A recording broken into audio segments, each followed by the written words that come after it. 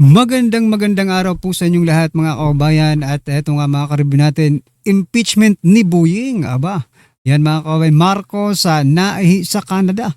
Yan po ang ating aalamin at bibigyan ng reaksyon sa video ito mga kababayan. Pero bago po natin simulan yan, palike naman po ng video ito, malaking tulong po yan. Maraming salamat po at eto nga mga kababayan. Bago po natin i-play yung video, eto pasadahan po muna natin itong nagte-trending na mga balita dito po sa social media at unahin na po natin to. Ito pong si President Bongbong Marcos Jr. mga kababayan. No? Sabi niya po dito mga karibin natin, yung sinasabi ko na mahiya naman kayo. Pag tinanong mo sa akin, nahiya ba sila? Yung iba, hindi. Sabi niya. O yung iba daw, hindi nahihiya mga kababayan. Ang tanong nga kung nahiya ka rin ba Mr. President, di ba? Actually, nung sinabihan ka na mahiya naman kayo doon sa Canada, ikaw talaga, no? Manhid lang ang hindi makakaramdam, no? Na ikaw talaga yung pinopoint ng taong bayan na mahiya naman kayo. Ikaw po yun, Mr. President. Wag mo nang ano pa sa iba, no? Kasi mismong ikaw, hindi po kayo nahihiya, di ba, mga kababayan? Isipin nyo na lang mga karibyo natin 5,500 flood control project tapos na. Nang binisita tayo ng kalikasan, finak-check mga kababayan, hindi pala, mga ghost project pala. Nahiya ba kayo? Hindi kayo nahiya. 20 pesos na kilo ng bigas, nako, nasaan na kaya yan ngayon? Nahiya ba kayo? Hindi kayo nahiya. Diba? Kay former President Duterte, ipinalibing ang inyong ama sa libingan ng mga bayani. Nahiya ba kayo? Hindi. Bagkos ay ipinadala nyo pa sa dahig. Kay BP Sara, na kung sino pa yung naging daan para manalo ka bilang presidente ng ating bansa. Diba? Noong nakarang eleksyon, anong ginagawa mo ngayon? Pina-i-impeach mo. Diba? Mahiya naman kayo. Ikaw, mahiya ka naman. Sa dami ng ginawa, ng mabubuting ginawa ng mga Duterte sa inyo. Ano ang ginanti mo? Sabi nga, there is always a time for reckoning mga kababayan. At abangan po natin yan. Marami po ang mag-aabang sa paghihiganti. Kung hindi man po ng kalikasan ng mga Duterte at ng taong bayan. Diba? Darating din po ang oras na yan. Antayin lang po natin mga kababayan. Ito pong naging komento ng ating mga kababayan patungkol dyan. Sabi po dito, no, ni Charlie Smith, sabi niya po dito, ikaw ang mahiya dahil sa pamumuno mo na walang kwenta. Diba? Yung iba nga dyan, pangiting-ngiti pa, di naman tinablan, korek mamaya papakita natin, ngumiti pa No, eto lang talaga yung presidente na imbis na magbunyi yung ating mga kababayan dahil binisita na sila ng presidente, yung ating mga kababayan, tila nagalit pa mga karibin natin sabi po dito, mahiya naman ikaw, sa'yo dapat yun tama ka. Tama po itong si Ted na Tinay, di ba? Tinay, para sa iyo talaga yon, manhid ka lang talaga. Ano ba itong presidente natin? Be a good example, it should start from you. Correct. Dapat sa iyo mismo magsimula ang lahat, Mr. President, di ba? Sabi po dito ni Ronald, babasahin ko lang po. Yan, nandiyan naman sa screen natin mga kababayan. Gago bangag. Ayan, gago daw ang bangag. BBM once said, ayan, wag natin basahin yung mannerism, no? Ito sabi po dito ni Siano, kayo mismo na nasa admin ang sumisira sa bansa natin, ayaw nyo lang tanggapin kasi palagi kayong paldong-paldo, ang mga mamamayan ang kinakawawa nyo. Correct. Nako talaga itong si President Bongbong Marcos Jr., no? Manhid na manhid, nagbubulag-bulagan, nagbibingi-bingian sa daing ng taong bayan. Anyway mga kaubayan, eto pa, pasadahan pa po natin to, no? Meron pa po siyang ibang pahayag. Sabi naman po dito, teka, eto muna, racket daw no? Sabi naman po dito mga kaubayan, ni President Bongbong Marcos Jr. pa rin, kung talagang racket ko yung flood control, ayan na. Bakit ko sisirain yung racket ko? Nagkabistuhan na di ba? Nagkabistuhan na kaya sinira mo na. Ha? Hindi mo naman sinira Ha? Pinagtakpan nyo lang. Nandyan pa rin yan hanggang ngayon. Hindi nyo sinira. Okay? Pinagtakpan nyo lang ng iba't ibang diversionary issues, di ba?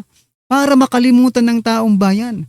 Kaso ang taong bayan hindi po nakakalimot sa flood control. Okay? Kahit ano pang gawin ninyo, nasa puso at isipan na po ng taong bayan yang flood control na yan. Anong sisirain mong yung flood control racket mo? Di ba? Hindi naman po nasira Ha? Pinagtakpan nyo lang. Nagbabaka sakali kayo na baka makalimutan ng taong bayan, tuloy ang ligaya, paldo na naman ang mga buhaya. Di ba? Paano yan? Hindi nakalimutan ng taong bayan hanggang ngayon. From the very start na sinabi nyo po, no, na 5,500 flood control project tapos na. Simula nang sinabi mo yon, hindi na po nakalimutan ng taong bayan at hinanap na yan ng taong bayan. Maraming vloggers po, ang magpapatunay na marami po ang mga ghost flood control project, mga kabayan. Diba? Hindi, this is my opinion. Hindi po, hindi po sinira ng Pangulo yung flood control. Na racket daw. Pinagtakpan lang po nila. Diba? Lalo na sa Senado, maraming tagapagtanggol, taga-protekta, taga-depensa ng Pangulo. At sa House of Representatives din. Bakit? Dahil sila mismo ang nakikinabang. Nako naman, ito po. Ang naging komento ng ating mga kabayan patungkol dyan, sabi po dito ni Jones, nabisto kaya binulgar ko, no? Yun nga, di ba? Trying to psych us or yourself. Oo nga illegal, wag na yan, baka tayo mga okay? Nasukol kaya nag-playing hero. Correct, di ba? Hero daw. Sabi nga ni Anticler, di ba? Sa dami-dami ng presidente natin, di ba? Si President Bongbong Marcos lang ang nagpa-imbestiga sa malawakang flood control corruption. Hindi niya inaisip na sa administrasyon din ni President Bongbong Marcos Jr. lumawak ang flood control project, ghost project, kung ano man yan, tawagin ninyo, scam, di ba? Dahil nabisto ka na, kaya inunahan mo na. Correct, di ba? Nature destroyed your racket. Thanks. Siyempre, nabuking na kayo, kaya kailangan unahan. So, pare-paras lang po yung mga comments, mga kabayan. Ano po ang masasabi nyo dyan, mga karbi natin? Dahil eto, meron pa po tayong isang pahayag ni President Bongbong Marcos Jr. Eto, parang inuudyo niya dito si Vice President Sara Duterte. Sabi po dito ng Pangulo, mga kabayan, kung ako ang inaakusahan sa isang impeachment trial, pipilitin kong pumunta kahit payuhan pa ako ng aking mga abogado na huwag pumunta. Wow naman. Tatandaan po natin to. Impeachment trial doesn't mean para sa atin na impeachment as always, no? Maybe someday, pag hindi ka na presidente at ipinitawag ka sa Senado, kailangan tandaan natin to mga kababayan. Sabi niya kasi yung kaso, ituring na rin natin impeachment, Ang gusto kasi niyang i-point out dito, he is a law-abiding citizen. Pag pinatawag siya, pupunta siya, di ba? Now, tandaan po natin ang araw na ito na sinabi niya po ito, mga kababayan, at balikan po natin ito kapag siya naman po ang pinatatawag ng Senado or ng Kongreso. Kasi wither lang naman yan, mga kababayan. Yung mga kakampi mo ngayon, maaaring maging kalaban mo sa susunod na panahon. Di ba? Yung mga kalaban mo sa susunod, sa ngayon, maaaring maging kakampi mo sa susunod na panahon. At aabangan po natin ang araw na yan na ikaw naman, Mr. President, ang ipapatawag sa Senado. Okay? Alright. Ito po ang naging komento ng ating mga kababayan patungkol dyan, mga karibin natin. Sabi po ni Ildefonso, dami nga nag-aakusa sa'yo na adik ka and the only way to disprove it is to go for a hair follicle test. Why not go for it? Correct mga kabayan. Dami mong sinabi, Mr. President. Pero sa hair follicle test pa lang, di ba? Itong sinasabi mo, wala na, di ba? Walang credibility. Yung mga sinasabi mo dahil ikaw mismo hindi mo ginagawa yung sinasabi mo, di ba? Sabi pa po dito ni Tomas, everything is under your control, vengeance not ours. Darating din ang panahon mga kabayan. Sabi naman ni Bart, sa 10 sinabi ni BBM, 11 ang hindi totoo. Rin ko po. Abonado ka pa. Mga tawa-taoy, follicle test nga, ayaw mo, impeachment pa kaya, agoy, kahambog. Presidenting palaging may tama. May tama naman talaga. Okay? Anyway, ano po ang masasabi niyo dyan mga kabayan? Just comment down below mga karibin natin. At eto, pasadahan na po natin yung video mga karibin natin. Pasok ka. Ng Prime Minister ng Canada. Mga vlogger nito, ano masasabi nyo dito? Utangin na. Ano yan? Presidente nyo, tagapayong lang ng Prime Minister sa Canada. Patingin niya, patingin. Mga vlogger nito, Alfred Romeo, putangin na nyo, magyabang kayo. Ano? Putangin na yung presidente nyo, tagapayong lang, men. Pero in fairness, bagay, putangin na. Hey. Kita nyo naman, sa daming alalay doon. Siya pa yung napiling tagapayo. Grabe talaga. O nga naman, bagay kasi sa pangalan mo. Naka-rhyme. Bongbong. Tagapayong. Pero kung Duterte yan, naku, special yan. Hindi yan nahayaan magawak ng payong. Correct.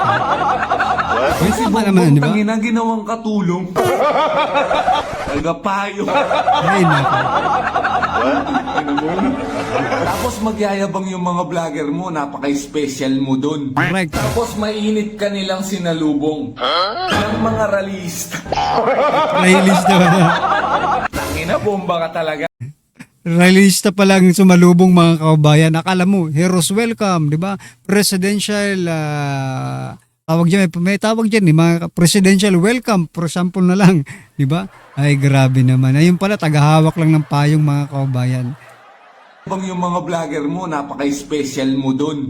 Tapos mainit ka nilang sinalubong ng mga rallyista. Tangina, bomba ka talaga kahit saan ka magpunta. Saltado kayo lahat! Galit na si Seth, galit na. Galit na yan. At para sa iyong safety na rin, Attorney, mali si Attorney Respicio, pakinggan po natin to mga kabayan. po ang iyong ginagawa. Kaya wag mong i-overplay yung hand na ibinigay sa iyo ng kapalaran, BBM administrasyon, Jesus Crispin Remulla at Matibag. Okay na napatahimik nyo siguro yung oposisyon as far as Blue Ribbon Committee investigation is concerned. Kasi nagigets ko yun, self-preservation nyo yun. Pero wag masyadong malaki ang ulo, wag nyong sagarin ng masyado. Dahil po, ina-undermine nyo na ang demokrasya ng taong bayan. Yung pasensya ng taong bayan ay may limit lamang. Inuulit ko po ang nangyari kay Charles I noong 17th century. Dahil kinontra niya ang kanyang oposisyon, pinaaresto niya at pinakulong niya yung oposisyon niya sa kanyang parliament nung panahon na iyon. Wala na pong ibang pupuntahan pa ang taong bayan. Kaya hindi niya naiwasan na nagkaroon ng civil war at napugutan siya ng ulo. Ang sinasabi ko lang po kay BBM, for your sake, For your please tread safety. carefully. Vice, anong nakikita nyo magiging malaking epekto kung nagtagumpay po yung administrasyon na ipakulong si Senator Marcoleta po? Ay, hindi ko po alam dahil hindi po ako manghuhula. Pero ang alam ko po ngayon, ang taong bayan po ay galit na galit. Hindi po sila satisfied sa performance ng administrasyong ito. Ang trabaho po ng executive ay paunlarin ang bawat Pilipino. Bigyan sila ng yaman at maginhawang buhay. Ano po ang inatupag ni BBM simula nung siya ay nakaupo? Ano po ang kanyang pangako noon? Babawiin niya ang pangalan ng kanyang pamilya. Dahil akala ng taong bayan, yung tatay mo noon siguro magaling sa pagpapatakbo ng ekonomiya, kaso nga lang nagnakaw, ito na yung chance mo. Since alam mo na you were advised fairly kung ano ang mali niyang ginawa, siguro hindi mo na uulitin. Pero inulit pa rin po ang pagnanakaw. And bagkus atupagin yung ating ekonomiya, ang inaatupag ay kinakasuhan at pinapakulong ang kanyang mga kalaban. At kung sino-sinong kinakampihan, wala naman siyang interes. Buti sana kung maganda yung kanyang taya. Kinakampihan niya yung mga sinasabing so-called progressives. Meron ba silang champion? Kung titingnan niyo po ang history sa bawat laban, kailangan mo ng champion. Correct. Ang mentality ng taong bayan at psyche ng mga Pilipino, kailangan natin mag-side sa isang malakas na karakter at personalidad na mamuno sa atin. Pero sino po ang pinapresenta nilang champion? Hindi naman po kilala. So ang tanging ginagawa nyo lamang ay ina-undermine ninyo yung confidence ng mga Pilipino at mas lalo ninyong pinapalaki ang galit nila laban sa inyo. Ayun po. Last na lang po, Vice, mensahe nyo na lang po at panawagan sa ating mga kababayan na nanonood sa inyo ngayon. Mga kababayan, well, bantayan natin ang susunod na mangyayari dito sa ating bansa. Ang nakalinya po ay yung impeachment na magsisimula na sa Monday. So far, inaamin ko po, talunan talaga tayo. Bakit po talo? Kasi nasa kanila yung kapangyarihan. Talo tayo sa Senate. Gusto nating ilabas ang katotohanan. Mapanagot ang lahat ng nagkasala. Ilabas ang lahat ng impormasyon about sa flood control scandal. Napatahimik po nila, hindi po ba? Hindi na po tutuloy. So, talo po tayo doon. Kami na nagsasalita lamang na kumokontra laban sa korupsyon, kinakasuhan at pinapatahimik. O talo ako in that respect. Pero kay VP Sara, papayag ba tayo na matalo? Dito sa laban ni VP Sara sa impeachment? Kasi kapag natalo po si VP Sara dito, may impeach siya. At perpetual disqualification, hindi na siya makakatakbo sa 2028. Na-undermine na ang ating demokrasya. Buti sana kung maayos yung pagkakagamit nila ng impeachment mechanism sa ating konstitusyon para kahit papaano i-regulate nila yung ating demokrasya. Pero hindi naman po tama ang kanilang pagkakagamit. Peke ang mga witness, hindi maganda ang pagkakakuha ng mga ebidensya, at sino yung mga alternative na gusto nilang ipresenta para mamuno ng bansang Pilipinas. Sila rin po ay nakatanggap ng mga maleta. Nako. So yan po ba ang paraan para ma-appease ninyo ang taong bayan? Hindi po. Hindi. Thank you. Kinwestiyon ni dating Congressman Mike Defensor ang pamantayan ng pagpapatupad ng batas kaugnay sa mga donasyong ibinibigay para sa eleksyon. Dapat anyang imbestigahan at kasuhan si Pangulong Bongbong Marcos sa pagtanggap ng mga donasyon kapalit umano ng posisyon sa gobyerno. Ang sagot po dyan ng Palasyo sa pagtutok ni JP Soriano. Ito po mga ka-reaction, dito malinaw po mga ka-reaction na itong si Bongbong ng kaliwanagan at humihingi tayo ng kasagutan. Kadalasan po ang pagkakamali natin kahit sa ating mga buhay ay hindi po natin sinasangguni muna sa salita ng Diyos o sa Diyos. Anong relihiyon ka man, no? Hindi po ito issue. Ang importante dito, dapat nating isangguni dahil ang inaalungkat po nila kay Marcoleta ay Su Laurel. At yung 30 million, dinonate naman ni Mel Robles. Itong tatlong to appointed. Yung isa, Special Assistant to the President. Naku Yung po. isa, Secretary of Agriculture. Naku. Yung isa, naging General Manager ng PCSO. Nako, lahat yan mga ka-reaction ay nariryan po. So yan mga kababayan, no, napaka-unfair naman itong ombudsman na ito, di ba? Itong si Ombudsman Buying Rimulya talagang napaka-unfair at napaka-bias nito. Bakit itong mga hinayupak na ito na nandyan sa gobyerno ngayon na nagbigay ng donasyon kay President Bongbong Marcos Jr. ay hindi man lang nakikita.